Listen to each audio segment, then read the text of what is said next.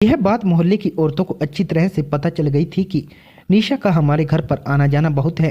एक दिन हमारे पड़ोस में रहने वाली सोनिया भाभी हमारे घर पर आई और मुझसे कहने लगी कि शेफाली, यह दोनों माँ बेटी ठीक नहीं हैं, पता नहीं कहाँ से आ गई हैं। हमारा मोहल्ले का माहौल ख़राब करने के लिए बहुत ही अजीब औरतें हैं। इनके आगे पीछे कोई नहीं है, इनका कोई रोक टोक करने वाला भी नहीं है। तुम इस लड़की को अपने घर पर मत बुलाया करो। तुम्हारे घर का माहौल बहुत अच्छा है। तुम्हारे पति के साथ साथ तुम्हारे घर में एक जवान देवर भी है। इस लड़की से सावधान रहना। इन दोनों के रंग ढंग ठीक नहीं लगते। मैंने इस समय सोने भाभी से कहा था कि हमें किसी के बारे में ऐसी बातें नहीं करनी चाहिए। आपको शर्म आती है क्या उनके बारे में ऐसा कहते हुए? मैं जानती हूँ कि आप ऐसी बातें क्यों कह रही हो। हमारे समाज में औरतों को सुकून से जीने नहीं दिया जाता।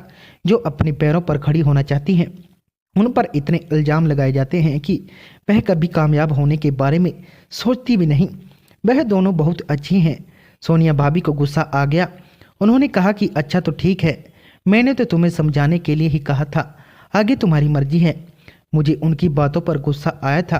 उन्होंने मुझसे ऐसी बात कही थी क्योंकि मेरी सास इतनी अच्छी थी, लेकिन वह भी मोहल्ले के लोगों के जैसी नहीं थी। उन्हें हमारे घर में निशा का आना जाना बिल्कुल भी पसंद नहीं था। वह हमेशा पर उस टोक पर करती रहती, कहती थी कि यह लड़की बहुत मेकअप करती है, इसके कपड़े पहनने का तरीका देखा है। दोस्तों, आप सभी का फिर से स्वागत करता हूं सुखदीप की आवाज़ में। दोस्तों, आज की हमारी कहानी बहुत ही ज़्यादा इंटरेस्टिंग होने वाली है, इसलिए आप कहानी को पूरा सुने। और आप इस चैनल पर नए हैं तो जल्दी से चैनल को सब्सक्राइब करें। उनके बोलने का तरीका देखा है, इनके चाल चलन ठीक नहीं लगते, लेकिन मैंने अपनी सास से भी निशा की खातिर नाराज़गी मोल ले ली थी। निशा से मेरी दोस्ती इतनी गहरी हो गई थी। अब वह अपने काम से फ्री हो जाने के बाद रात तक के लिए मेरे पास आ जाती थी और फिर रात को मेरे पति के आने से पहले ही अपने घर चली जाती थी। एक दिन मेरी सास ने मेरे पति से इस बारे में शिकायत कर दी। मेरे पति ने अपनी माँ से कहा कि वह जवान लड़की है, अगर हमारे घर आ जाती है तो कोई बात नहीं, इसमें बात को बढ़ाने की क्या जरूरत है। इस बात पर मेरी सास खामोश हो गई थी क्योंकि मेरे पति को इस बात से कोई ऐतराज नहीं था, बल्कि उनको तो अच्छा लगता था कि उनकी पत्नी की कोई दोस्त बनी। पहले मैं हमेशा अपने पति से यही शिकायत करती रहती थी कि मैं सारा दिन घर में बोर हो जाती हूँ, घर के काम भी ज़्यादा नहीं है, मेरा ध्यान बैठा रहे। अब जब मुझे निशा का साथ मिला है, मैंने अपने पति से शिकायत करनी भी छोड़ दी थी। मुझसे अगर कोई निशा के खिलाफ एक शब्द भी बोलता, मैं उसे अच्छी तरह से झाड़ देती थी कि किसी की दोबारा किसी की हिम्मत नहीं होती थी मुझसे उनकी बुराई करने की। मुझे तो लोगों पर भी गुस्सा आता जाता था। वह किस तरह एक विधवा औरत और बेसहारा लड़की की बुराई किया करते थे, बल्कि मोहल्ले वालों को तो उन दोनों का ख्याल रखना चाहिए था। निशा के पास दुनिया जहाँ की बातें होती थी, हमारे घर में उसकी हंसी गुजरती थी। उस दौरान मेरे देवर की तबीयत कुछ ठीक नहीं थी, इसलिए वह 2-3 दिन के लिए अपने ऑफिस से छुट्टी लेकर आ गया था ताकि घर में आराम कर सके। अब वह घर पर होता था और शाम को निशा आ जाती थी। बातें करते समय वह जोर जोर से हंसती थी। मेरी सास ने एक दिन तो निशा को खुद ही डांट लगा दी थी, कहा था कि इतनी जोर जोर से बोलने की क्या जरूरत है, और फाली तुम इससे कुछ नहीं कहती।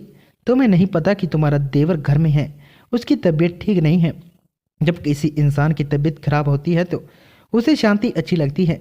मेरी सास की डांट सुनकर कुछ देर के लिए निशा खामोश हो गई थी, लेकिन थोड़ी देर बाद उसने फिर से तेज आवाज में बातें करना शुरू कर दिया था। मगर वह चौंक भी रही थी कि घर में तुम्हारा देवर भी है। मैंने उसे बताया कि मेरा देवर बहुत अच्छा है, शरीफ है, पढ़ा लिखा है, उसे वैसे भी बहुत पसंद है, बल्कि वह खुद भी जब बात करता है तो ज़्यादा शोर शराबा नहीं करता।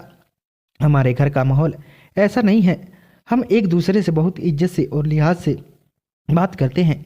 यह बात सुनकर तो जैसे निशा की समझ में कुछ आया नहीं था। मेरे समझाने पर और मेरी सास की डांट पर भी वह बाज नहीं आई थी, जानबूझकर जोर जोर से बातें कर रही थी। अगले दिन फिर से जब निशा हमारे घर आई तो जोर जोर से बातें कर रही थी। मैंने उससे कहा कि निशा, घर पर मेरा देवर मौजूद है, उसे यह सब कुछ पसंद नहीं है। मैंने तुम्हें कल भी बताया था, प्लीज़ थोड़ी हल्की आवाज़ में बात किया करो। उसने अभी तक मेरे देवर को नहीं देखा था, जबकि वह मेरे पति को आते जाते देख चुकी थी। वह मेरी बात पर जोर जोर से हंसने लगी और कहने लगी, तुम क्या हमेशा अपने देवर की बातें लेकर बैठ जाती हो? देवर घर में है, देवर घर में है, तुम्हारा देवर घर में है तो उसे क्या हो जाएगा? पहले तो वह मुझे भाभी कहकर पुकारती थी, लेकिन जब से वह मेरे साथ फ्रेंडली बिहेव करने लगी, तब से वह मेरा नाम लेने लगी थी। कहने लगी कि तुम हमेशा अपने ससुराल की शराफत से गुण गाती रहती हो, और साथ ही साथ अपने देवर की तारीफ भी करती रहती हो। मैं जब जोर से बोलती हूँ तो तुम मुझे डांट भी लगा देती हो। तुम मेरी कैसी सहेली हो। मैंने कहा, यार मेरा देवर बहुत अलग है।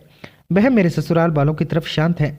मैंने तुम्हें बताया ना, इसलिए मैं नहीं चाहती कि उसकी तबीयत खराब है, उसे डिस्टर्ब हो और वह परेशान हो जाए। वह कहने लगी कि मैं तुम्हारे देवर का नाम सुनकर पक गई हूँ। हमेशा तुम मुझे बोलने से मना करती रहती हो। मैंने कहा, मैंने तुम्हें बोलने से मना नहीं किया। तुम बात करो मगर धीमी आवाज़ में बात किया करो, जिससे हम किसी को दिक्कत ना हो। वह कहने लगी, अच्छा धीमी आवाज़ में ही बात करती हूँ। उसके बाद वह जोर जोर से हंसती और फिर से जोर जोर से बोलना शुरू कर देती थी। अब उसको जिद लग गई कि वह मेरे देवर से मिलना चाहती है। मैंने कहा, जब तक तुम्हारी आवाज़ आती रहेगी वह कमरे से बाहर निकलेगा ही नहीं। लड़की उसे बहुत शर्माती है, बल्कि जिस जगह औरतें और लड़कियां होती हैं वह उस जगह जाता ही नहीं। वह कहने लगी, अच्छा तो तुम्हारा देवर इतना शरीफ है। उसने कहा, अगर एक बार तुम्हारे देवर ने मुझे देख लिया तो उसकी पुरानी आदत हमेशा के लिए ख़त्म हो जाएगी। उसने अदा बनाकर मुस्कुराकर कहा और कहने लगी कि आज तो मैं तुम्हारे देवर से मिलकर ही जाऊंगी। मैंने कहा, यह तुम कैसी बातें कर रही हो। अगर मेरी सास को पता चल गया तो वह बहुत ही गुस्सा करेगी। वह कहने लगी कि तुम्हारी सास को कुछ पता नहीं चलेगा, बस मुझे एक बार तुम्हारे देवर को देखना है। ना जाने कि मुझे निशा की यह बात बिल्कुल भी अच्छी नहीं लगी थी। मैंने कहा, देखो मेरा देवर सच में बहुत अच्छा और शरीफ है। इस बार मेरे चेहरे पर मुस्कुराहट नहीं थी। निशा समझ चुकी थी कि मुझे गुस्सा आ गया है, इसलिए उसने बात को जल्दी से हंसकर बदल दिया और कहने लगी कि मैं तो सिर्फ मजाक में ऐसा कह रही थी। मैंने उस दिन निशा को डरा दिया था कि अगर मेरी सास ने तुम्हारे मुंह से यह बात सुन ली तो वह कभी भी तुम्हें इस घर में नहीं आने देगी। निशा उस दिन तो संभल गई थी और खामोशी से अपने घर चली गई थी। लेकिन मैं कई दिनों से एक बात नोटिस कर रही थी। मेरे पास एक छोटा सा पाउच था, उसमें मैं अपनी ज़रूरत के पैसे रख लिया करती थी। वह ज़्यादातर ड्रेसिंग की ड्रॉर में रखा रहता था। कई दिनों से मैं देख रही थी कि मैं जितने पैसे उस पाउच में रखती थी उसमें पैसे नहीं होते थे। हर बार 100, 200, 500 कम होते थे। कई बार तो मुझे ऐसा लगा जैसे मैं किसी गलतफहमी का शिकार हो रही हूँ। हो सकता है मैंने ही इसमें पैसे कम रखे हों या फिर मैंने कहीं खर्च कर दिए हों। लेकिन जब उस दिन मैंने अपना पाउच किया तो उसमें 700 गिनकर रखे थे।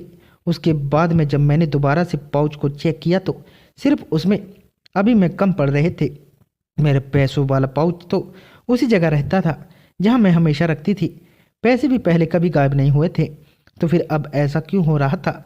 मेरे शक अचानक निशा पर गया। फिर मैंने सोचा कि नहीं नहीं, मुझे उस पर शक नहीं करना चाहिए। वह तो पार्लर का काम करती है, अच्छे खासे पैसे कमा लेती है, तो फिर वह ऐसा क्यों करेगी।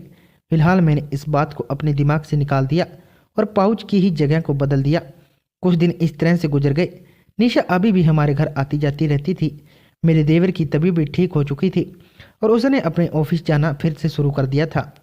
एक दिन शाम के टाइम पर जब निशा मेरे कमरे में आ बैठी मुझसे बातें कर रही थी, उस दिन मेरा देवर जल्दी घर आ गया था। उसके ऑफिस में उस दिन कम काम था। अचानक मेरे कमरे में आया। उसे नहीं पता था कि निशा मेरे कमरे में मौजूद है। निशा को देखकर वह वापस जाने लगा तो निशा ने उसे आवाज़ देकर रोक लिया। वो हेलो हाय करने लगी और कहने लगी कि मैं आपकी भाभी की फ्रेंड हूँ। मेरे देवर ने मुस्कुराकर हाँ में जवाब दिया और उसने अपने नीचे नज़र झुका ली। निशा कहने लगी कि आप हमेशा बिजी रहते हो। मैंने शेफाली के मुंह से आपकी बहुत तारीफ सुनी है। आप ज़्यादातर काम में बिजी रहते हो। कभी हमारे साथ भी बिजी हो जाया करो, कभी मुझसे भी 2 घड़ी बात कर लिया करो। मुझे यकीन है आपको मुझसे बात करके बहुत अच्छा लगेगा। हमें अपने काम के साथ साथ लोगों के साथ अपने संबंध भी अच्छे रखना चाहिए। इस तरह से काम में ज़्यादा तरक्की होती है, क्योंकि लोगों के साथ अच्छे संबंध रखने से अच्छे लोग हमेशा आपके लिए प्रार्थना करते हैं। मैं तो निशा की बातें सुनकर दंग रह गई थी। मेरे देवर ने उसे कोई जवाब नहीं दिया था। मैं हड़बड़ाकर कमरे से तो चला गया, बल्कि वह तो घर से ही बाहर निकल गया था। मेरे देवर के इस तरह से घबराने पर और भागने से निशा जोर जोर से हंस रही थी और मेरी तरफ देखकर कहने लगी कि वो तुम्हारा देवर तो बहुत ही शर्मिला है, उसने तो लड़कियों को भी पीछे छोड़ दिया है। उसने हंसते हुए मुझसे कहा, मुझे निशा से इस तरह की बदतमीजी की उम्मीद नहीं थी। आज तक मैंने भी अपने देवर से ऐसे बात नहीं की थी, ना कभी इस तरह का हंसी मजाक किया था। जरूरी काम के अलावा हमारी आपस में कोई खास बातचीत नहीं होती थी और निशा किस तरह मुंह फड़कर मेरे देवर सुशांत से बात करती रहती।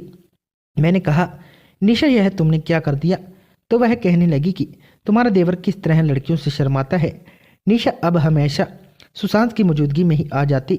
हालांकि पहले भी वह हमारे घर आती थी, लेकिन अब जैसे ही सुशांत घर में आता था वह उसके पीछे पीछे आ जाती थी। वह सुशांत से बात करने की कोशिश करती थी,